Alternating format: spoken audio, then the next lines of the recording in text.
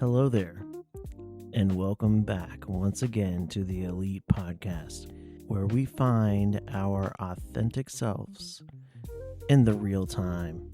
My name is Anthony Lee Thomas, A. Lee Thomas, in case you're wondering where I got the name from.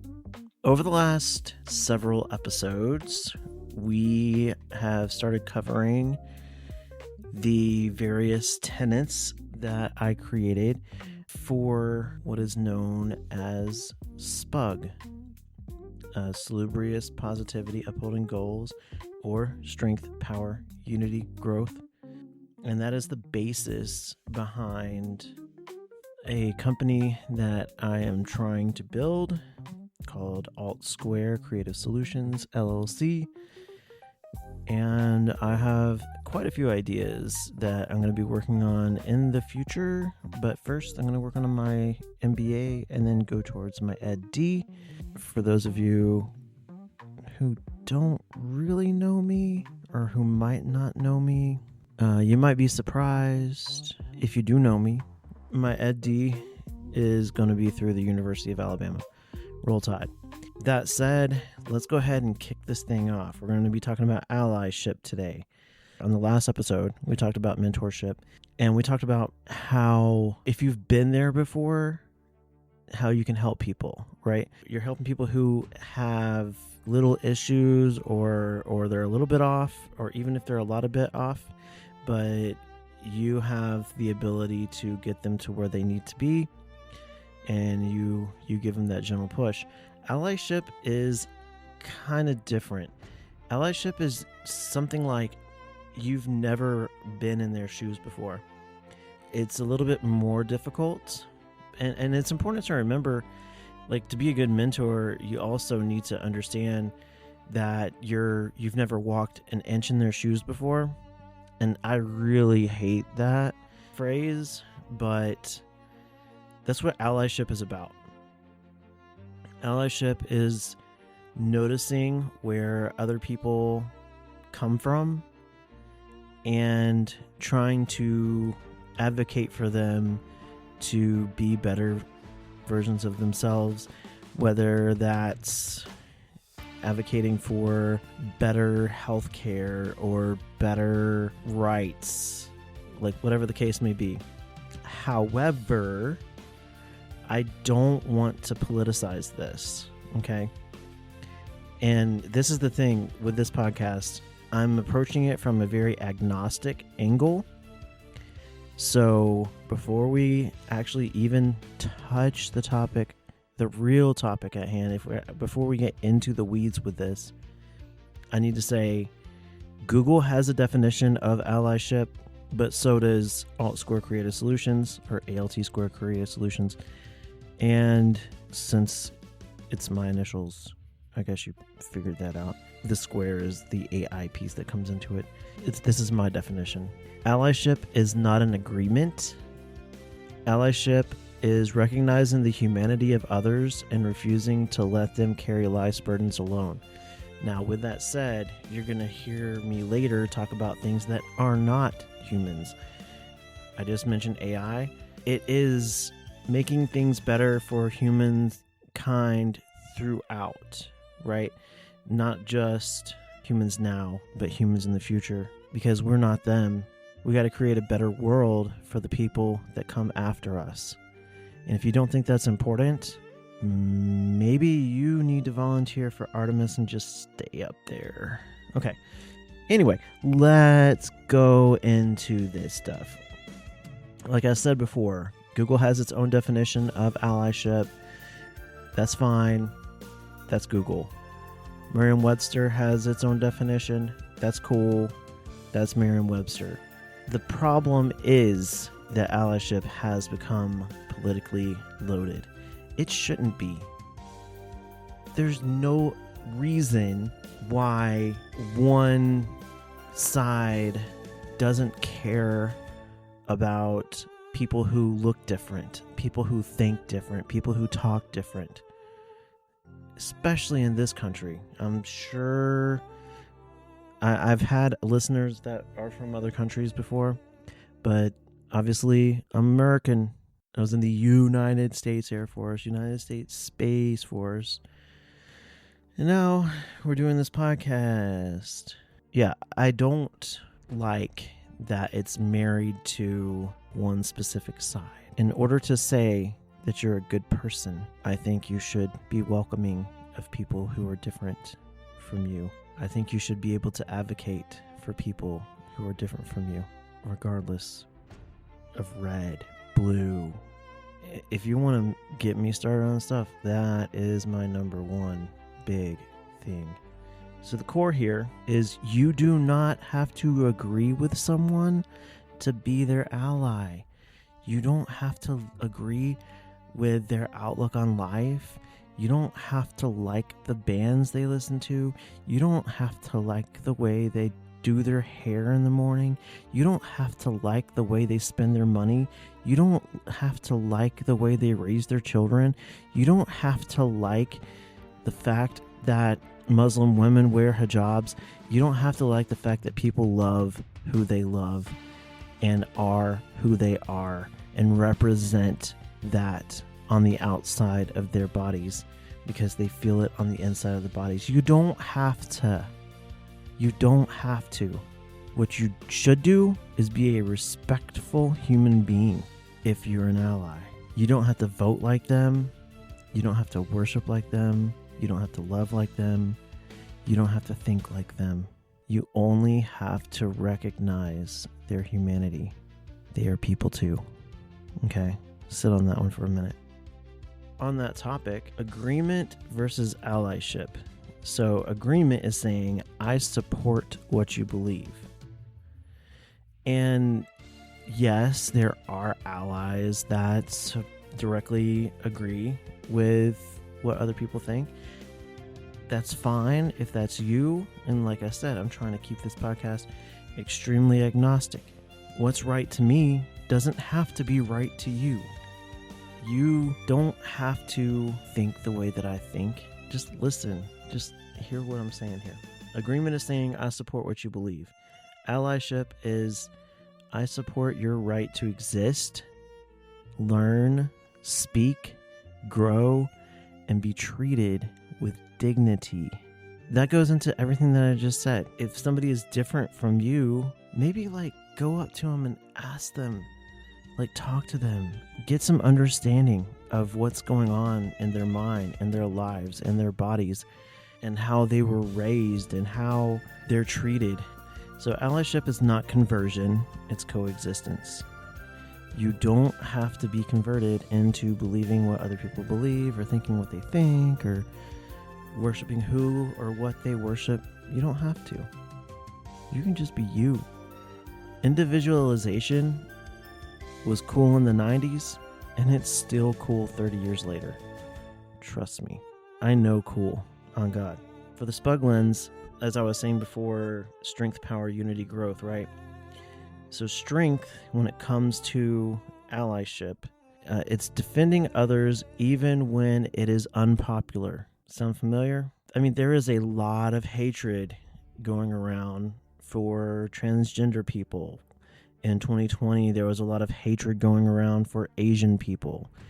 In 2020, there was a lot of hatred going around for black people.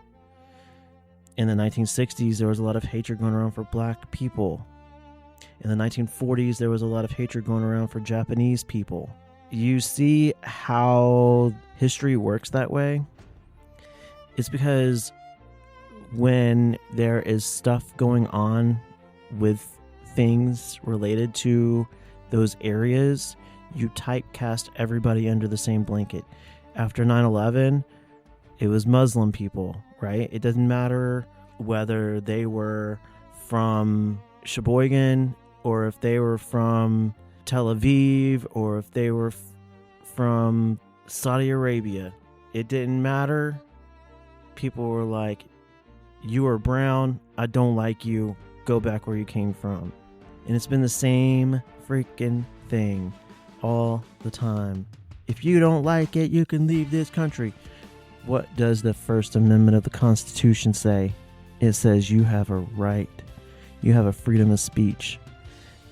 And I'll be damned if somebody freaking take somebody's First Amendment right away from them that I spent 22 years of my life supporting and defending against all enemies, foreign and domestic.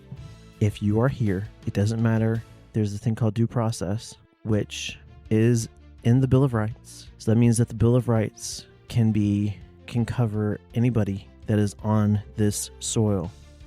You have rights. You have a First Amendment right. Use that right. So anyway, strength, power, unity, growth, right? We just covered the strength piece. Power is the influence to elevate rather than dominate. What that means is you're not trying to make somebody better than you. You're trying to bring them from the level they are to your level. That's what people get afraid of. They're like, why isn't there a White History Month? Can't we just give people the 28 days, the 31 days, the 30 days to celebrate themselves when all we've done from to them is take? Unity, finding common humanity despite disagreement. And for this one, what I really love is I saw it back in 2020 when they were still teaching diversity type stuff in school, and all the kids held their hand up, either both or one of their hands, and our hands all look the same. We all bleed crimson, even Auburn fans, which is freaking crazy to me. Growth. Learn from people whose experiences differ from your own. Now, I really do want to cover this, but I want to do it a little bit later. Just remember, put that in your nugget box. We'll get back to that one.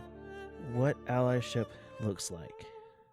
It looks like listening to hear instead of listening to respond. You don't have to respond to everything that's said to you. You can just listen. You can actually learn a lot more by shutting your face hole and opening your ear hole. It looks like asking questions instead of making assumptions. You can't assume somebody's gender identity. You can't assume somebody's religion by what they're wearing. You can't assume that somebody likes rap music just because their skin is darker. You can't assume anything. Just talk to people. See what they're into. It's not that hard. And people aren't as scary as we make them out to be. You know what people love to talk about? Themselves. Ask questions. Somebody might tell you to go away. That's fine. That's them. They might be having a bad day. But don't go saying, oh, well, this black person really hates white people because they said that they were, they didn't have time for me. No. That individual might have been having a bad day, and you can just go on to somebody else and ask them a question. Okay? You don't just typecast everybody. Helping someone solve a problem. That's what allyship looks like. And that's the same thing as we talked about with mentorship. Helping someone solve a problem, even if you don't know the answer. You know how you can solve a problem if you don't know the answer? You know somebody that might know the answer. And withholding that information could also be detrimental. Be the Good Samaritan. Speaking up when someone is being treated unfairly. It's not you that's being treated unfairly. Let me tell you something. As an empath, when I see somebody that's being treated unfairly, I will do two things. I will look at that person that's being treated unfairly. I will look at the person that's treating them unfairly. I will give them the dad eye, because I am a dad, right? Like, I can do the dad eye. It's like a death stare. And then I'll go to the person that was being mistreated and see if I can help them in any sort of way. And just to close the loop on that, I will go to the person that is mistreating them and say, hey, lighten up. And that's how you do it. You speak up to them and you speak up for them.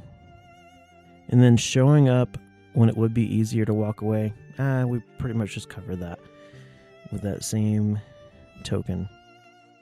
And then challenging both sides. All right, this is where we get into the really the really hard stuff. I've been saying all this stuff, and you're like, well, how can you do this? Do y'all know how I grew up? I grew up in the Church of Christ, the most right-wing kind of church that you can even imagine. And it goes by strictly the New Testament. And the New Testament doesn't say anything about dancing, so we call it moving pornography. It talks about women not holding dominion over men. So women aren't allowed to teach anybody that's older than them, and especially not their husbands. The husband is the head of the household. There is no music in the church. It is strictly by the book. That's what I was raised in. And I didn't know that there were other religions until Heaven's Gate. That was a cult in the 90s. It wasn't Kool-Aid necessarily. It was still the same concept though. They believed that they would ascend and there was a spaceship behind the comet. So it got me thinking, like, if that's a religion, what else is there out there? What's really got me messed up are the pictures from the James Webb Space Telescope and the billions of galaxies that are out there. And how can we say that we're alone? It's impossible. Anyways, moving forward, a Christian can be an ally to an atheist. How can a Christian be an ally to an atheist? You remember we were talking about the Good Samaritan, or I mentioned the Good Samaritan earlier, but also remember that Jesus Christ himself, Yeshua, was best friends with a prostitute named Mary Magdalene. In the same way, an atheist can be an ally to a Christian. I have seen, I was watching a video on YouTube a few days ago. There was this atheist man who was married to a Christian woman, and they were at a restaurant, and they were with some of their friends, and there was this one dude that they weren't like that familiar with. He was like questioning her faith, just kind of undermining her. And the dude who was talking, and I think he's on like a podcast, another podcast or something. He said that he like spit out a Bible verse to the dude that was talking, and he's like, "Sure, I don't believe, but my wife does, and so I was defending her faith because it was under attack." So you can always stand up for people, even if you don't believe what it is that they believe. We're all people. We're all human beings. A conservative can be an ally to a liberal. A liberal can be an ally to a conservative. Goes without saying. The best politicians are the ones that can reach across the aisle. Not everybody is going to get what they want out of any deal. So it's those people who can bargain with other people and build those relationships that become better people. Think about your relationship at home. It should be no different. Your wife might want burgers and you want tacos. So what are you going to do? I guess you're going to Jack in the Box because they have both. And that is how you build a relationship, man. As I stated, human dignity should not require ideological agreement. Period. So we talk about humanity. Let's go beyond humanity. Allyship extends to future generations. Like I said earlier, you got to think about the future. You got to think about leaving the tool better than you found it. And the tool is Earth.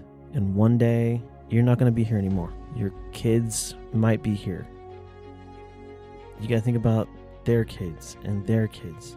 And if you don't have kids, then think about your nieces, nephews, cousins, uncles, brothers, neighbors, whatever it is that will get you to realize. Just imagine this then, at the very least. Imagine you get into a time machine and you go 2,000 years into the future. The things that you created while you were here could have a lasting effect all the way to then. So do something good for the environment today. And mostly there I'm talking about recycling. Allyship includes stewardship of science and knowledge. You shouldn't gatekeep. There are times where our laws and policies tell us that we can't share certain things, and that's fine. That's fine. That's being a good steward, right? But for the good of all mankind, science and knowledge should be shared across the board. Allyship includes protecting ecosystems and communities. I just talked about that. Because what you do over here could impact what happens on the other side of the world. And then we have emerging AI and technology.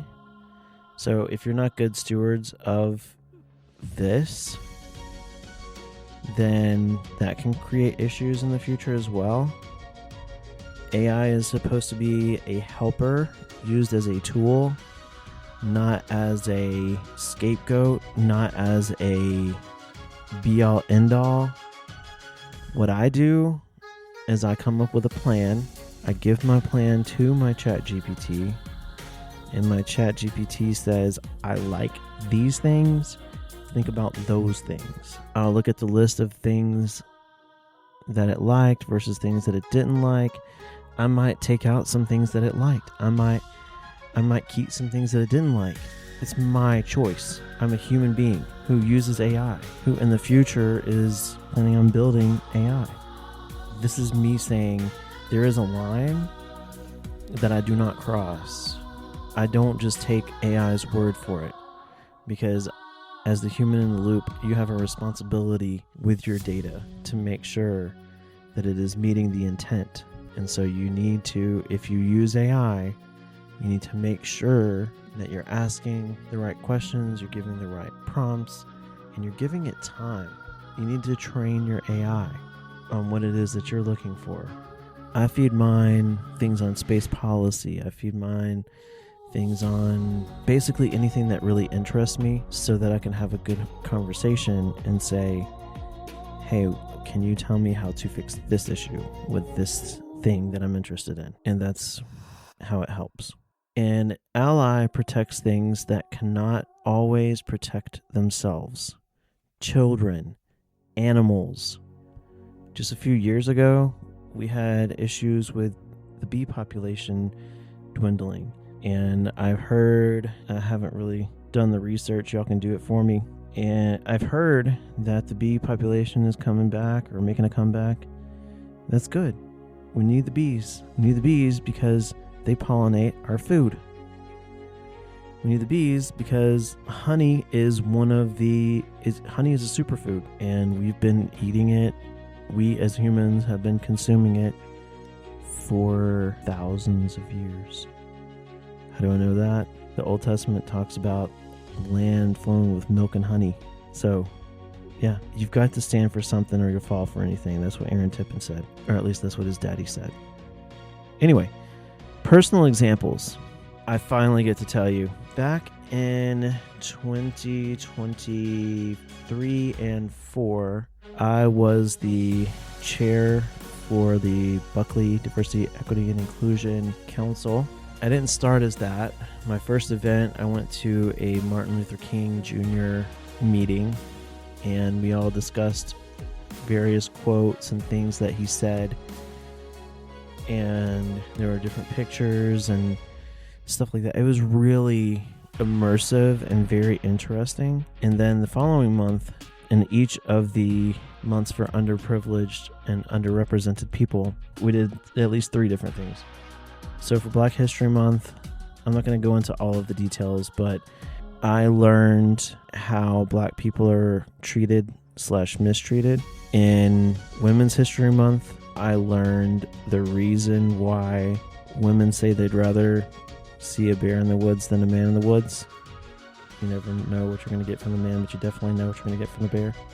During Asian American Pacific Islander Month, that's not sequential at all, but I learned how people felt when they were treated the way they were treated in 2020, when people kept calling it China virus and people were ostracized, people were beaten down in the middle of the streets just because they were of Asian descent, not necessarily because they were from China. This is what happens when hate prevails, people. Learn how to be an ally.